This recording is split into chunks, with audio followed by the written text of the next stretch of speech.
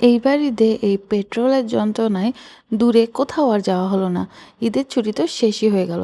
সেই সাথে ঈদের মধ্যে কোথাও খাইতেও আমার ভালো লাগে না। ওই জন্য তেমন একটা রেস্টুরেন্টেও যাওয়া হয় না। তো তারপরে কি করব? কোথাও তো যাওয়ার আর কোনো উপায় নাই। সো ভাবলাম আমি আর আলামিন মিলে একটু রেস্টুরেন্টেই বসা যাক। আজকের নাস্তাটা না হয় আমরা অরোরাতেই করি। চুজ করে নিয়েছি অরোরা রেস্টুরেন্ট, কারণ আপনারা জানেন অ্যাজ ইউজুয়াল এখানে দামও কম, প্লাস প্রত্যেকটা খাবারেরই স্বাদ মানে বেশ ভালো। দাম অনুযায়ী অনেক ভালো। তো আমরা ২ টা খাবার অর্ডার করলাম। একটা হচ্ছে চাউমিন। আমরা অর্ডার করেছিলাম সিজলিং চাউমিন, যেটার দাম পড়েছিল ৳১৮০ এবং এটা ২ জন খাবার মতো বেশ অনেকগুলো ছিল। আর সেই সাথে অর্ডার করেছিলাম ক্লাসিক মিট বক্স, যেটা আমার হাতে আছে। ওটা আমি একটু, একটু করে ট্রাই করছি।